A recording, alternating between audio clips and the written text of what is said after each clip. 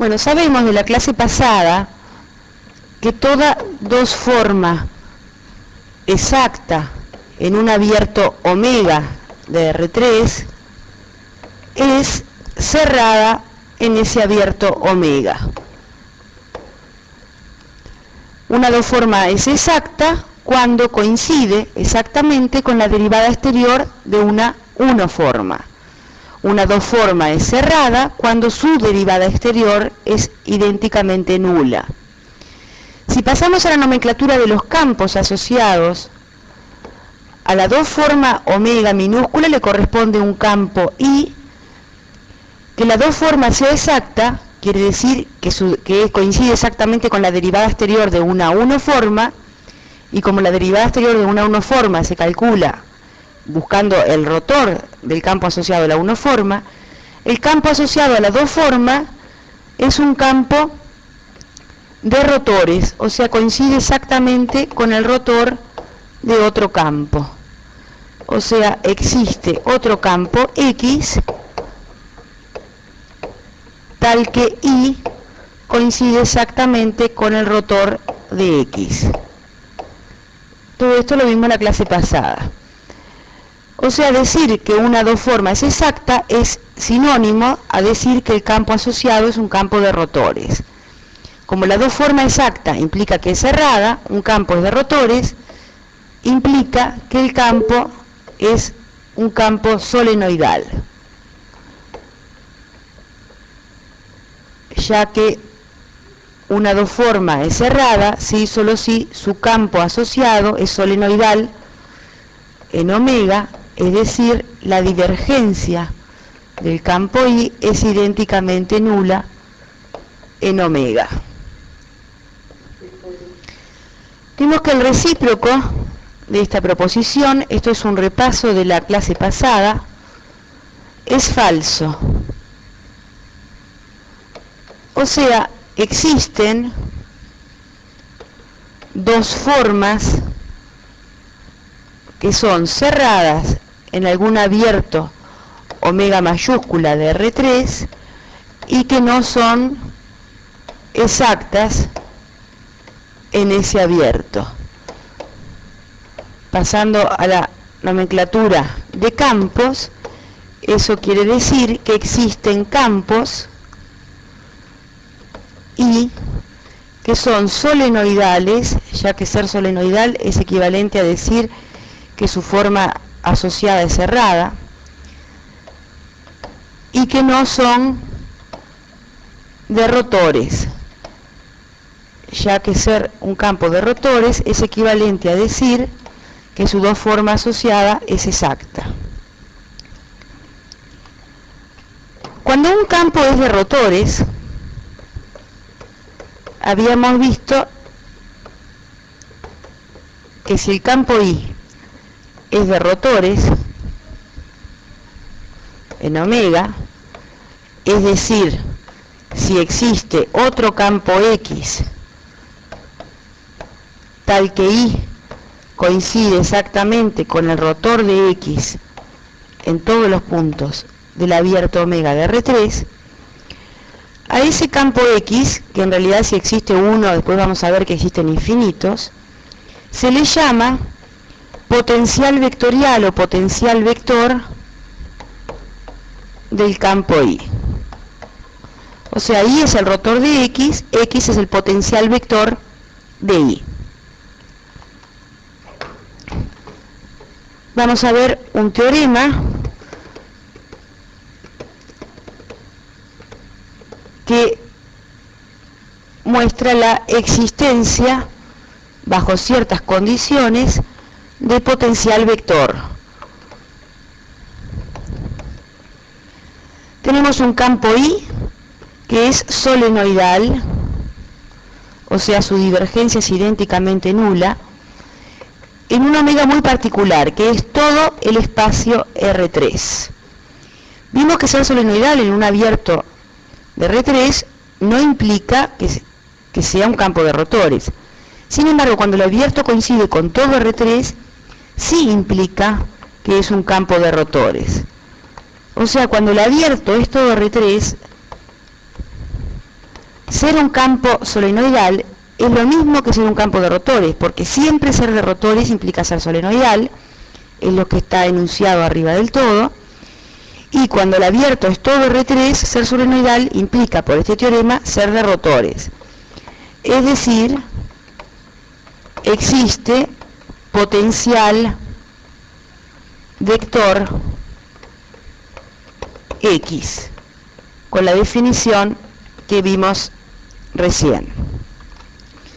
Otro enunciado de este teorema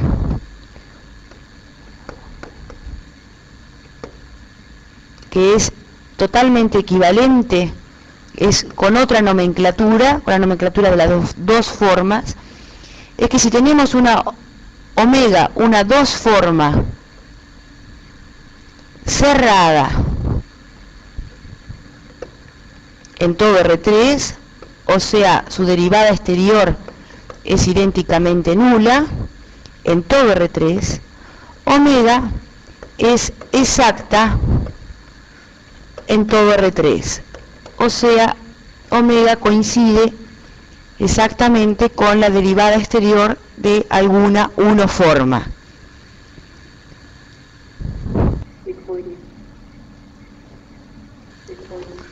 Vamos a ver la demostración del teorema de existencia de potencial vector, para lo cual vamos a construir un potencial vector para el campo dado en las hipótesis del teorema. O sea, tenemos dado un campo I de componentes A, B y C que dependen de X y Z, definidas en todo R3, que cumple por hipótesis que la divergencia de I es 0, o sea, la derivada parcial de A con respecto a X más la de B con respecto a Y más la de C con respecto a Z es idénticamente nula para todo X y Z en R3. La tesis es que existe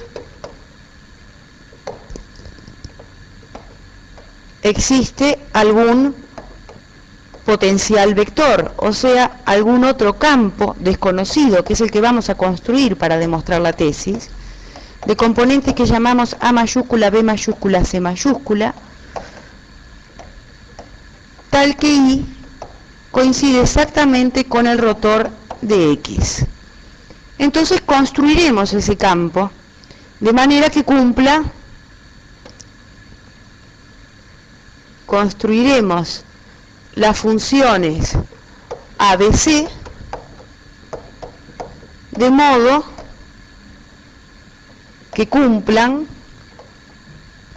que el rotor del campo X coincida con el campo Y, o sea, la derivada parcial de C con respecto a Y menos la de B con respecto a Z es idéntico a, esa es la condición 1, la de A con respecto a Z menos la de C con respecto a X es idéntico a B, esa es la condición 2, y la de B con respecto a X menos la de A con respecto a Y es idéntico a C minúscula, esa es la condición 3.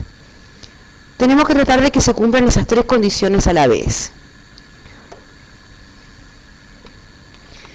Si nosotros podemos construir un campo por el método que sea, con la forma que sea, con la particularidad que a uno se le ocurra, de manera que se cumplan 1, 2 y 3, estaríamos demostrando el teorema.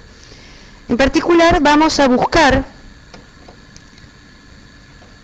busquemos campo X con C idénticamente nula, de modo que cumpla 1, 2 y 3. Con eso, si conseguimos encontrar un campo que cumpla 1, 2 y 3 con C idénticamente nulo, está demostrado el teorema. Uno puede tomarse ciertas libertades, corre el riesgo de que si se toma demasiadas libertades, por ejemplo, elegir, en este caso, C idénticamente nulo, pero si se toma demasiadas libertades, no resulte compatible el sistema dado por 1, 2 y 3 con las condiciones que uno además le impone.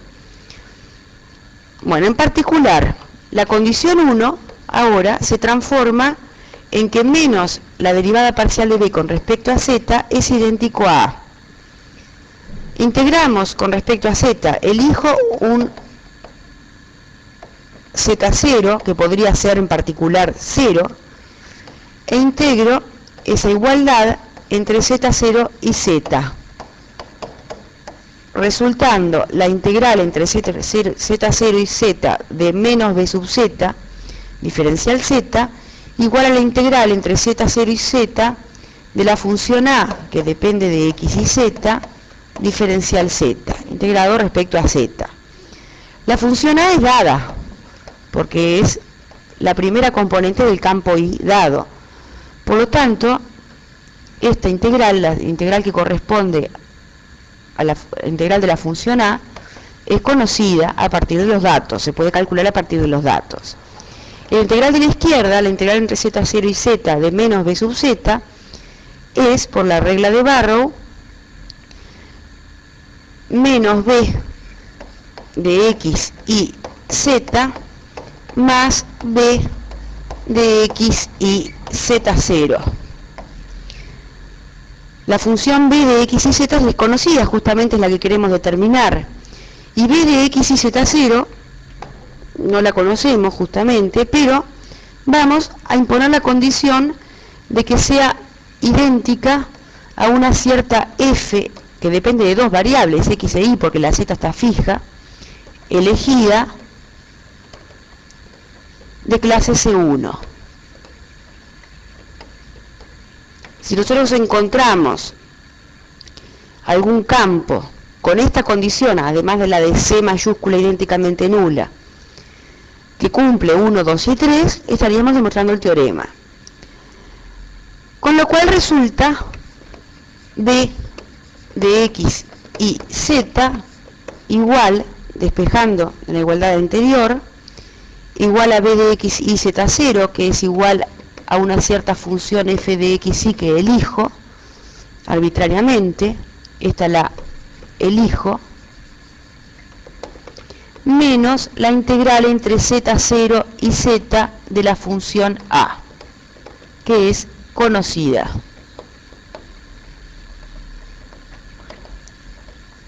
Con lo cual ya tengo determinada la función b.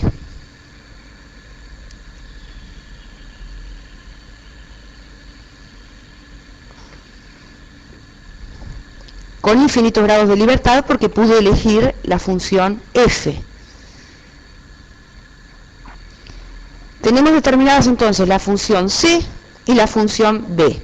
Ahora tenemos que tratar de determinar la función a, si es que se puede, de manera que cumpla las condiciones 2 y 3, ya que la 1 ya la impusimos.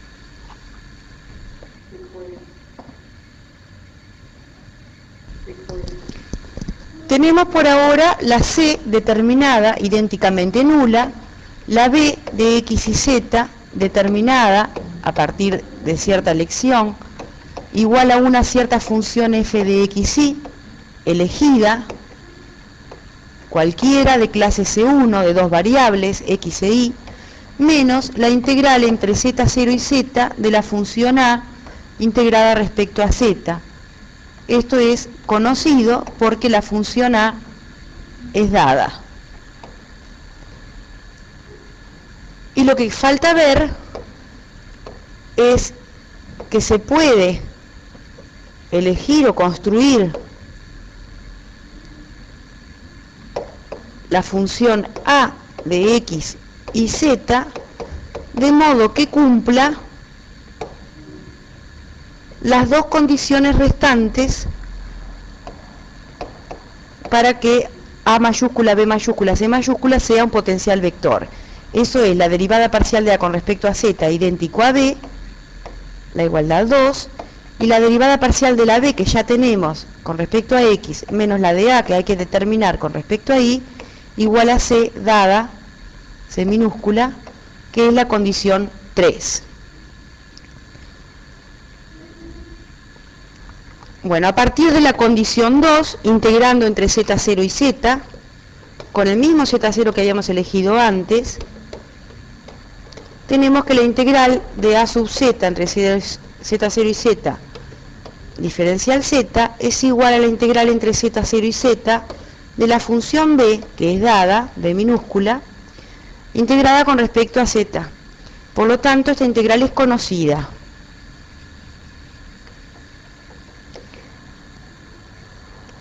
Y la integral que está a la izquierda es, por la regla de Barrow, la función a de x y z menos la función a de x y z0.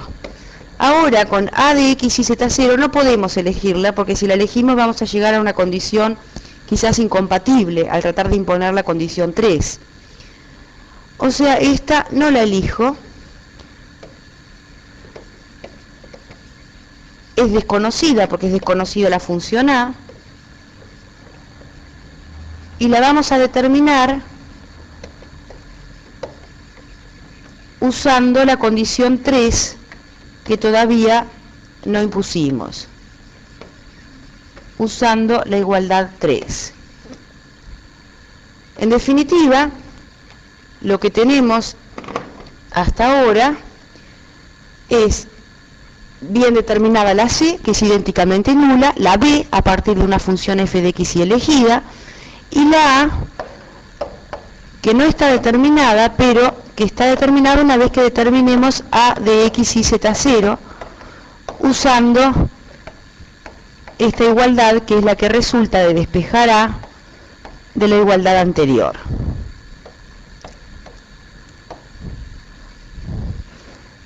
O sea, nuestro próximo paso va a ser entonces imponer la condición 3 junto con la determinación de C y de B que ya tenemos y esta igualdad de A que acabamos de encontrar, para tratar de determinar A de x y z0, y sustituyendo en esta igualdad verde que acabamos de encontrar, se obtiene A de x y z. Bueno, vamos a continuar con la demostración del teorema de existencia de potencial vector. Teníamos, al final de la primera parte de esta demostración, teníamos determinada la función C mayúscula. El objetivo es determinar las funciones A mayúscula, B mayúscula y C mayúscula, de manera que cumplan las tres condiciones, las tres igualdades necesarias para que el rotor del campo A, B, C mayúscula sea igual al campo A minúscula, B minúscula, C minúscula dado. Teníamos determinada la C idénticamente nula por elección, esa igualdad la voy a llamar gamma. La B la teníamos determinada, B de x y z igual a una cierta función de dos variables x e y elegida, menos la integral entre z0 y z de la función a minúscula dada, integrada respecto a z. Esa integral es conocida a partir de los datos. Y eso determina la función b mayúscula. A esta igualdad la vamos a llamar beta. Y finalmente teníamos la igualdad alfa, que no determinaba la función a de x y z, sino que quedaba pendiente una determinación previa, que era a de x y z igual a a de x y z0, que no la elegíamos y que es desconocida a determinar,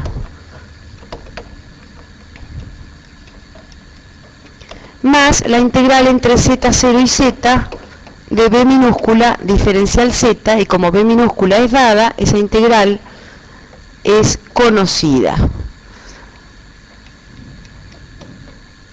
Y faltaba imponer la condición que habíamos llamado 3, que escribo aquí, que es que la derivada parcial de b mayúscula con respecto a x menos la de a mayúscula con respecto a y sea idéntico a la función dada c minúscula.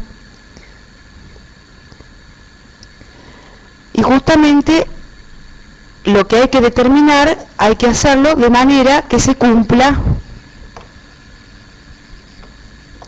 esa condición 3. Bueno, vamos a imponer la condición 3, que es que c minúscula es igual a b sub x menos a sub y, para lo cual sustituimos la función b que ya tenemos, la igualdad beta, y la función a en la igualdad alfa.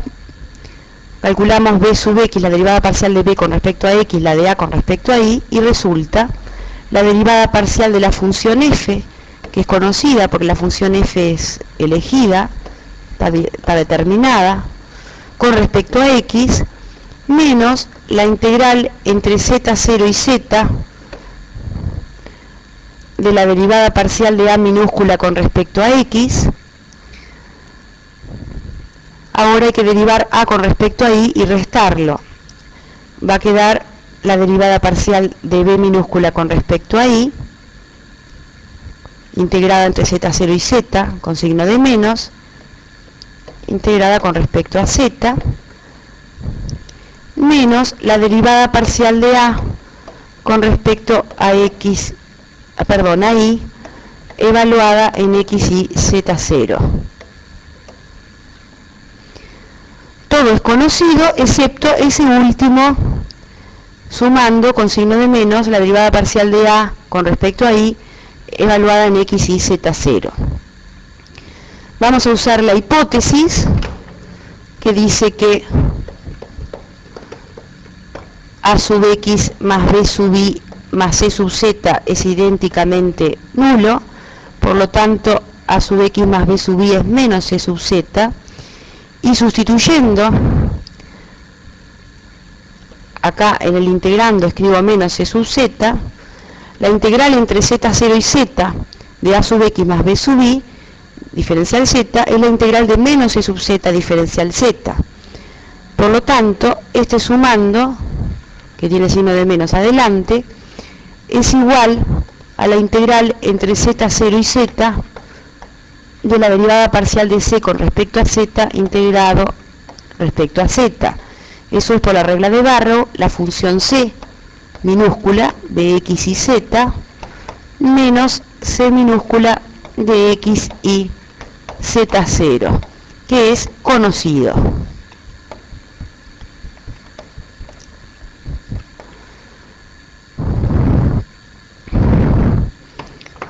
Por lo tanto,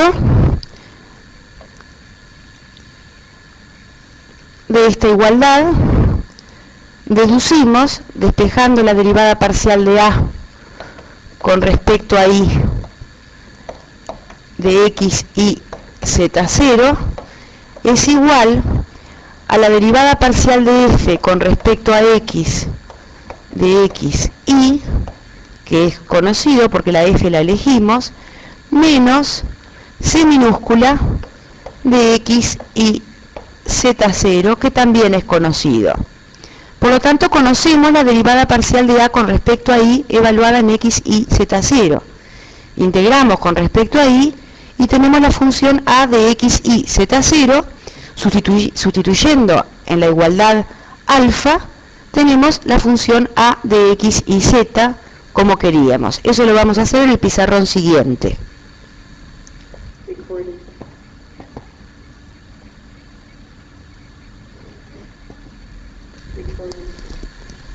Tenemos entonces lo último a lo que llegamos en el pizarrón anterior, que la derivada parcial de a con respecto a y de x y z0 es igual a la derivada parcial de f, donde f es una función que elegimos arbitrariamente de clase C1, la derivada parcial de f con respecto a x, menos la función conocida dada c minúscula de x y evaluada en z igual z0. Vamos a integrar en y esa igualdad, para lo cual elegimos un y sub 0 e integramos entre y sub 0 e y, la derivada parcial de a con respecto a y de x y z0, que es lo desconocido, lo que hay que determinar, diferencial y, igual a la integral entre y sub 0 e y de la derivada parcial de f con respecto a x, que depende de x e y integrado con respecto a y, menos la integral entre y sub 0 e y de c minúscula de x y z0 integrado con respecto a y. La integral de la izquierda es igual a a de x y z0 por la regla de Barrow menos a de x y sub 0 z0. La función a de x y sub 0 z sub 0 La vamos a elegir arbitrariamente.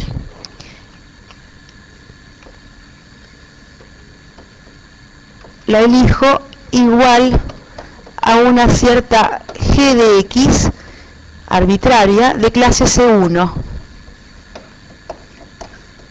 para poder despejar a de x y z, a de x y z sub 0, que queda igual a la g de x, elegir arbitrariamente, más la integral entre y sub 0 e y de la derivada parcial de f con respecto a x integrado con respecto a y, menos la integral entre y sub 0 e y de c minúscula de x y z0 diferencial y. Ahora recordamos la igualdad alfa que teníamos en el pizarrón anterior, que da la función a de x y z, una vez que está determinado a de x y z0. Era igual a de x y z0 más la integral entre z0 y z de la función dada b minúscula diferencial z. Entonces, sustituyendo en alfa, obtenemos la igualdad alfa 1, que es a de x y z igual a g de x, elegir arbitrariamente, más la integral entre y sub 0 y de la derivada parcial de f con respecto a x, de x y de y, menos la integral entre y sub 0 e y de c minúscula de x y z0, integrado con respecto a y, más la integral entre z0 y z de la función dada b de x y z, integrado con respecto a z. Esta fórmula, alfa 1, acaba de determinar la última función que no teníamos determinada, la a de x y z, de manera que se cumple la condición, las condiciones 2 y 3. Ya se cumplía al determinar la función b mayúscula la condición 1. Con lo cual termina la demostración del teorema de existencia de potencial vector. Pero la demostración de este teorema además permite sacar una conclusión adicional que vamos a escribir aquí. Una conclusión adicional, que son fórmulas para encontrar el potencial vector, algún potencial vector, porque por lo visto hay muchos grados de libertad, infinitos grados de libertad, ya que hay dos funciones, la f, función de dos variables x e y, y la g, función de una variable, que se pueden elegir arbitrariamente con tal de que sean de clase C1. Así que hay infinitos potenciales vectores. Pero vamos a elegirlos concretamente para tener alguna fórmula que dé algún potencial vector. Entonces, un potencial vector de un campo solenoidal es a b0, porque elegimos c igual a 0, con b, y tenemos que usar la fórmula beta que teníamos en el pizarrón anterior para la función b, resultando f de x y, que se puede elegir arbitrariamente, la vamos a elegir idénticamente nula, ya que lo que queremos es algún potencial vector, menos la integral entre z0 y z de a de x y z diferencial z. Vamos a elegir z0 igual a 0, ya que queremos algún potencial vector. Y resulta menos la integral entre 0 y z de la función a de x y z diferencial z, a minúscula. Bueno, y ahora la función a mayúscula, con la fórmula alfa 1 que tenemos ahí abajo, vamos a elegir g minúscula de x idénticamente nula, ya que es arbitraria de clase C1, y sub 0 igual a 0, menos la integral entre z0 y z de la función a de x y z diferencial z, Si le diéramos otros valores a estas variables y funciones que elegimos, tendríamos otro potencial vector, resultando la integral entre 0 e i de la función c minúscula que es dada de x y 0 integrada con respecto a i, más la integral entre z0, que era 0, y z de b de x y z diferencial z. Esas fórmulas dan entonces un potencial de los muchos existentes para un campo dado a minúscula, b minúscula, c minúscula, que es solenoidal, o sea, tiene divergencia nula. Bueno, vamos a ver un ejemplo. En la demostración del teorema de existencia de potencial vector demostramos en definitiva que existe algún potencial vector con la tercera componente, la que llamábamos c mayúscula, idénticamente nula. Se podría haber demostrado con una demostración similar que también existe algún potencial vector, en realidad infinitos, con la primera componente idénticamente nula o con la segunda componente idénticamente nula. Como ejemplo no de uso de receta, sino de reproducción de esa prueba, vamos a realizar el siguiente ejercicio: averiguar si existe alguno o algunos potenciales vectores de la forma A mayúscula, B mayúscula, C mayúscula del campo y que tiene como primera componentes x menos 1, como segunda menos y como tercera 2x. A minúscula, B minúscula y C minúscula son respectivamente x menos 1, menos y 2x. Que cumpla A idénticamente nula, A mayúscula, B mayúscula, cuando x es 1, y es cualquiera y z es cualquiera, es igual a la función 1 más i cuadrado más z, y c mayúscula de 1, 0, z igual e a la z. Y si existe o existen, a lo mejor es más de uno, hallarlos. Ese es el ejercicio. Para realizarlo vamos a usar la mismo método que está dentro de la prueba del teorema de existencia de potencial vector. Primero, para que exista potencial vector en todo el espacio en R3, el campo tiene que ser solenoidal, es condición necesaria y suficiente. O sea, vamos a hallar la divergencia del campo. La divergencia del campo es la derivada parcial de su primera componente respecto a x, que es 1, más la de su segunda componente respecto a y, que es menos 1, más la de su tercera componente respecto a z, que es 0, y eso da idénticamente nulo. O sea, por el teorema de existencia de potencial vector, existen infinitos potenciales vectores del campo I. O sea, en el enunciado decía que existía alguno, pero en la prueba vimos que en realidad pudimos construir infinitos, porque había cierto grado de elección. Entonces la pregunta es, de los infinitos potenciales vectores que existen para el campo I, si hay alguno que cumpla las condiciones dadas en la letra de este ejercicio. Bueno, para resolverlo vamos a escribir las ecuaciones de potencial vector, que son la derivada parcial de C mayúscula con respecto a I menos la de B con respecto a Z, igual a la primera componente del campo dado, que es x menos 1, esa es la ecuación 1. La segunda es la derivada parcial de A con respecto a Z menos la de C con respecto a X, igual a la segunda componente del campo dado, que es menos I, esa es la ecuación 2.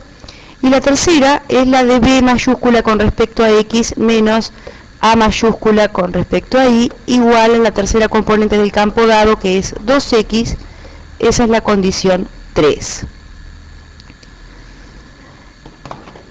Como queremos, ahora tenemos que imponer esas tres condiciones, además de las condiciones dadas en la letra del ejercicio: A idénticamente nula, B igual a tanto cuando x es 1, etcétera, y ver si el sistema queda compatible o no. Es un sistema de ecuaciones diferenciales porque aparecen derivadas, y si queda compatible, cuántas soluciones tiene y hallarlas. En particular, la condición A idénticamente nula es muy fácil de imponer porque significa que no están los términos en A. Entonces, vamos a empezar resolviendo las dos ecuaciones más sencillas, que son la 2 y la 3. Vamos a comenzar con la 3 porque tenemos más datos sobre la función b, ya que tenemos que b cuando x es 1 e y es cualquiera y z es cualquiera está dado, que de la función c. De la función c tenemos datos cuando la x es 1 y la y es 0. Vamos a comenzar con la ecuación 3, pero podríamos empezar con la 2, que dice que la derivada parcial de b con respecto a x es 2x. Integrando, y vamos a integrar entre 1 y x, ya que tenemos dado el valor de la función b en x igual a 1, integrando entre 1 y x, la derivada parcial de b con respecto a x, es igual a la integral entre 1 y x de 2x, diferencial x, que es x al cuadrado menos 1. Y la integral entre 1 y x de b sub x, diferencial x, es b por la regla de Barrow de x y z, evaluado entre x igual x y x igual 1, o sea, b de x y z menos b de 1 y z, es igual a x cuadrado menos 1. Pero b de 1 y z es dado, es igual a 1 más y cuadrado más z.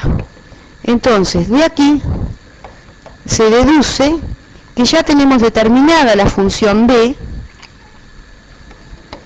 es una sola función posible, despejando queda b de x y z igual a 1 más y cuadrado más z más x2 menos 1, que es x cuadrado más y cuadrado más z.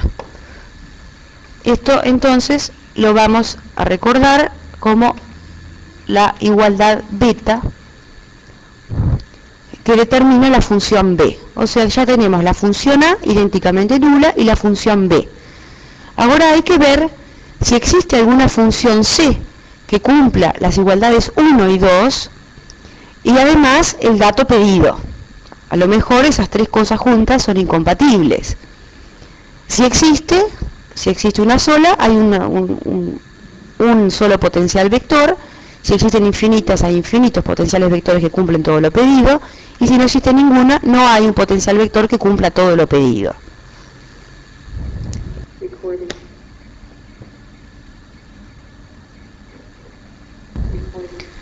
Bueno, tenemos hasta ahora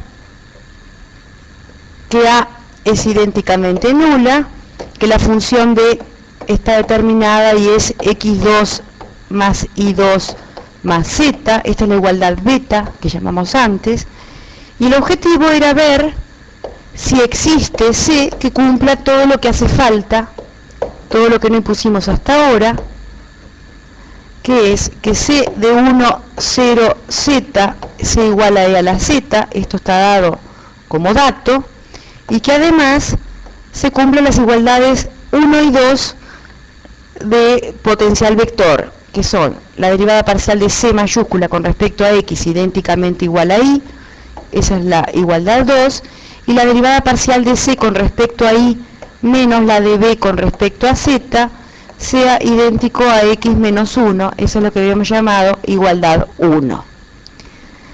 A partir de la igualdad 2, integrando entre X igual a 1 y X, elijo X igual a 1 porque tengo los datos cuando X es 1, la integral entre 1 y X de la derivada parcial de C mayúscula con respecto a X diferencial X es igual a la integral entre 1 y X de Y diferencial X, y es constante respecto a X, así que esa integral es IX evaluado entre X igual 1 y X igual X, que queda IX menos Y. Por lo tanto, por la regla de Barrow, C de X y Z, cuando X va entre 1 y X, o sea C de X y Z menos C de 1 y z es igual a ix menos y. Con lo cual no puedo determinar la función c de x y z porque no tengo datos sobre la función c de 1 y z. Pero vamos a tratar de determinar c de 1 y z si se puede, imponiendo la condición que falta, que es la condición 1, y el dato c de 1, 0z igual a e a la z. Bueno, y acá despejando tenemos c de x y z igual a c de 1 y z, que todavía no está determinada, más ix menos y. Por ahora no hemos llegado a ninguna incompatibilidad, así que esto por ahora va encaminado como para que exista solución. Pero faltan imponer algunas de las condiciones. Esta igualdad la vamos a llamar gamma 1, c de x y z igual a c de 1 y z más ix menos y. Ahora vamos a imponer la condición 1, que dice que x menos 1 es igual a la derivada parcial de c con respecto a y menos la de b con respecto a z. La derivada parcial de c con respecto a y es la derivada parcial de c de 1 y z con respecto a y más la derivada parcial de ix menos y con respecto a y, que es x menos 1. Esto es la derivada parcial de c con respecto a y. Y eso hay que restarle la derivada parcial de b con respecto a z, por la ecuación beta que dice cuánto vale b, eso es 1. O sea, esto es b sub z. Y esto es c sub i. Y aquí despejamos la derivada parcial de c con respecto a y, de 1 y z, y resulta que se van las x idénticamente igual a 1. Aquí es donde suelen aparecer, cuando el sistema es incompatible, la incompatibilidad. Observe que la derivada parcial de c con respecto a y, cuando x vale 1, y es y, z es z, no depende de x, porque x está sustituido por 1. Del otro lado, por lo tanto, tiene que ser algo independiente de x. Acá es independiente de x, porque se fueron las x al despejar la derivada parcial de c con respecto a y. Si no se hubiesen ido las x, hubiese quedado una igualdad incompatible. No puede ser que una función que no dependa de x sea idéntica a otra que sí dependa de x. Bueno, ahora integramos con respecto a y, entre y igual 0, porque tenemos el valor de la función c cuando y es 0, como dato, entre 0 e y, la derivada parcial de c con respecto a y de x igual 1 y z integrado respecto a y es igual a la integral entre 0 e y de la función 1 integrado con respecto a y, que da y. Por lo tanto, una primitiva de la derivada parcial de c con respecto a y evaluado en x igual 1, y igual y, z igual z, es c de x igual 1, y igual u, y z igual z. Por la regla de Barrow tiene que estar evaluado entre y igual 0 e igual y, o sea que c de 1 y z menos c de 1, 0, z tiene que ser igual a y. Pero c de 1, 0, z es un dato en este ejemplo que era igual a e a la z, como dato, de donde despejamos c de 1 y z igual a e a la z más i. Por lo tanto, parece que es compatible, no hemos llegado a ninguna incompatibilidad y hemos podido determinar a partir de los datos la función a, que era idénticamente nula, la b y ahora la c. Sustituyendo en la igualdad que llamamos gamma 1, resulta, vamos a poner aquí un cuadrito,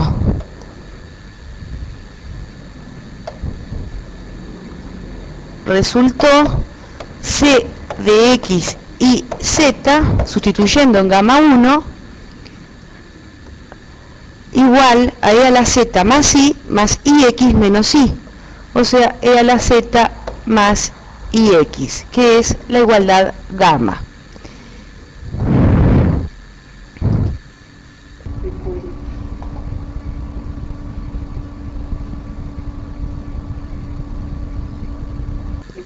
Bueno, por lo tanto obtenemos como respuesta al ejercicio planteado la siguiente: a partir de las igualdades beta y gamma, respondemos que existe un solo potencial vector que cumple las condiciones especificadas. O sea, en realidad, cuando existe algún potencial vector, existen infinitos, porque así lo demostramos en el teorema de existencia de potencial vector. Pero, cuando se imponen además ciertas condiciones especificadas, puede ser que no exista ninguno, de los infinitos no quede ninguno, o que quede uno solo, o que sigan quedando muchos.